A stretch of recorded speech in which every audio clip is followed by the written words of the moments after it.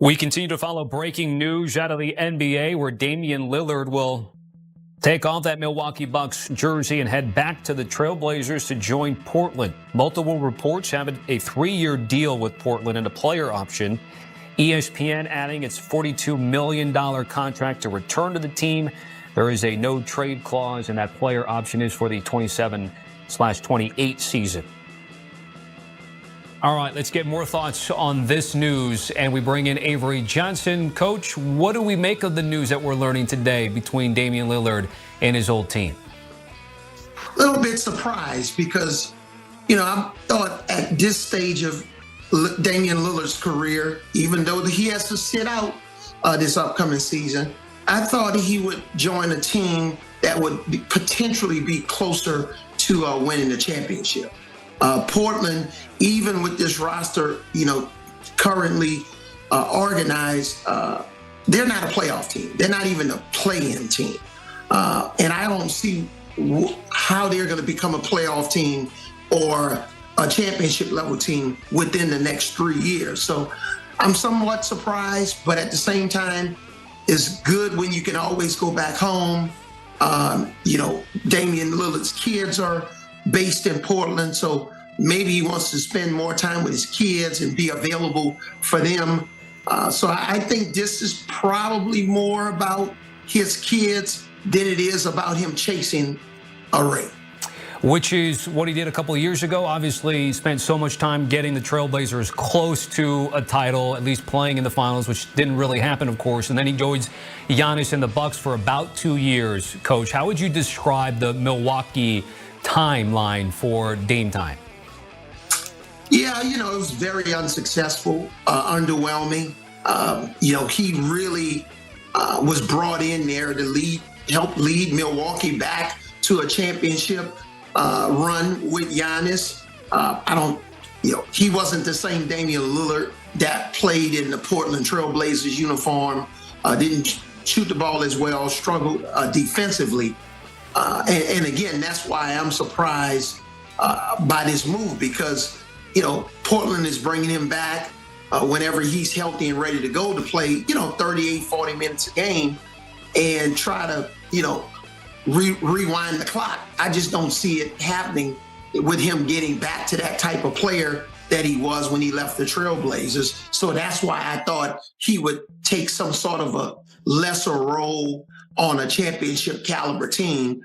And like most people, I'm surprised. I think a lot of us are. We hope to learn more information, obviously, as the two sides get back together, learn a little bit more about how this all got together. But we can't help but be a little nostalgic with the news that he's going back, right? There's a lot on social media saying it just feels right for him to come back, and he's hit so many big shots for this team, including the one over Paul George, as people remember. Again, the nickname Dame Time Coach. I mean, remind us about peak Damian Lillard and what he was as a shot maker in the league. Oh, yeah, he was incredible. A guy that, pretty much was putting together a Hall of Fame type career in Portland. When you thought about the Portland Trailblazers, it started and ended with Damian Lillard.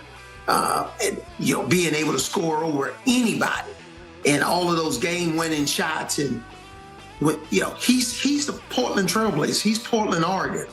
This guy did so much for the community. Did so much on and off the court.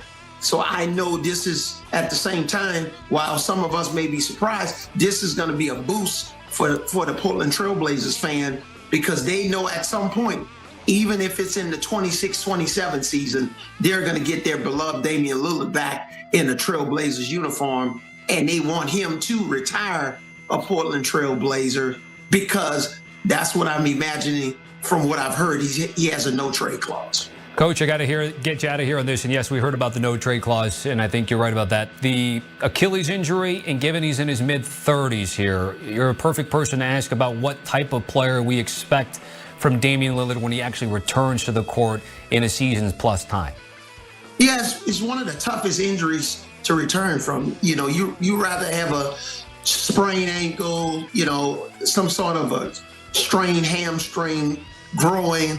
But when you talk about, a sprained knee, but when you talk about, that Achilles, that is a tough injury. But we've gotten some recent evidence. Kevin Durant came back from it, and now, you have Jason Tatum dealing with it, Tyrese Halliburton. So doctors have gotten even better and more clever as they perform these surgeries. So I'm sure, he had an incredible medical team, and I'm banking that his rehab is going to be unbelievable, and maybe he'll get back on the court sooner rather than later. That's NBA champ Avery Johnson joining us with the breaking news that it will be Dame's time once again in Rick City. But we'll have to wait a little while. Again, won't be joining this team this year. Vegas certainly thinks not highly of this team. Just 33.5 is the win total for the Portland Trailblazers in 20. To return to the Blazers per ESPN, the deal is expected to have a player option for the 27/28 season and include a no-trade clause, as he's a 7-time All-NBA selection with the Trailblazers before being traded and spending a couple of seasons in Milwaukee. You see it there where he ranks in franchise history, arguably the best player they've ever had. All right, let's break it all down with John Gonzalez here. So I guess you can go back home. I know he's a Bay Area guy, but you know what I mean. Pacific Northwest, Portland, and Dame. What do we think? Yeah, from Dame's perspective, this is great, Tommy. I mean, I was one of the people that was saying, look, he's going to have to rehab anyway. Dame doesn't need the money. I don't know what the rush is. The landscape in the NBA can change pretty dramatically year over year. And I was thinking that, as he's rehabbing this Achilles, he should just wait until next offseason and then pick the best spot for him to go ring hunting. This makes sense, though, because, as you noted, best player in Blazers history, spent his entire career there with the exception of this brief sabbatical that he had in Milwaukee. So he gets to go home again. 3 for 42 is pretty great because between what you're going to get from the Blazers over the next few years and what he's going to get from the Bucks just next year, Tommy, he's going to make $70 million from those two teams. And then over the next 2 years, he's going to make $141 million. And on top of all that, Tommy, this is the part where it starts to make, from Dave's perspective, this is fantastic. Not only does he get a player option in the final season, which is rich enough, but to really sweeten this thing beyond really understanding for me from the Blazers perspective is the no trade clause. Look, if you're Dame, you're ecstatic, but somebody in Portland is going to have to explain to me how you're going to give a guy who's 36 coming off an Achilles a player option and a no trade. So remind me if you can, and maybe some others that don't pay attention to Trailblazers basketball, because we have seen Dame from time to time with Giannis and the Bucks. What type of team do we see them now post, the trade to Milwaukee, especially over the last season? What type of team have the Trailblazers been on the court? Yeah, interesting, right? Last year, I was one of the people, again, advocating for them to go full tank mode. They decided, no. We've got some really nice, young, interesting pieces here. Denny Avdia, Chumani Kamara, who made all defense. They ended up trading Anthony Simons, but they bring back Drew Holiday in that deal. They've got Scoot Henderson, who's on the rise, and Shaedon Sharpe. They also unplugged DeAndre Ayton from that really complicated center situation, so now they've got more room for Donovan Clingan. And they drafted just now Chinese joker Yang Hansen, who's a really interesting piece. The whole point here is that the Western Conference is loaded, but they do have some really nice, young, interesting pieces on the Trailblazers. I don't know that redounds to them being Western Conference contenders, certainly. I doubt that they'll make the playoffs proper, but a play-in scenario, that's on the table for the Blazers this year. And then a year on, when Dame finally comes back from his Achilles, you'll get a veteran presence back in that locker room. That's a team that could make some disruptions moving forward. Maybe win a series.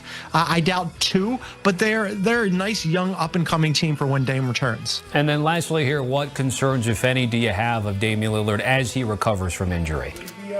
Yeah, the Achilles is a really difficult one, right? An ACL is almost routine these days. You can come back from that pretty quickly. Kyrie Irving is one of those players who's recovering and rehabbing from an ACL right now. And Achilles, as we saw, a rash of them towards the end of the season, whether that's due to playing too many games or going deep into the season. But you had one from Jason Tatum, you had one from Tyrese Halliburton, and of course from Damian Lillard. You don't want to see that happen to any player, but for a player who's going to be 36 years old when he comes off of the Achilles, it's not like he's just going to hit the court and look like the old Damian Lillard right away. It's going to take some time, not only for him to get back to be